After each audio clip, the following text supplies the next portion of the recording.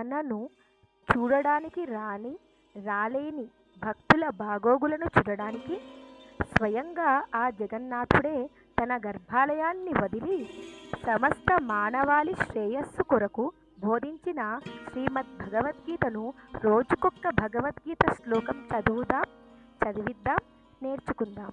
ఓం నమో భగవతే వాసుదేవాయ. ఓం శ్రీకృష్ణ పరబ్రహ్మణే నమః. అర్జున విషాద యోగము 12వ శ్లోకము. తస్య సంజనయన్ హర్షం కురు వృద్ధః పితామహః సింహనాదం వినద్యోశ్చైః శంఖం దద్మౌ ప్రతాపవాన్.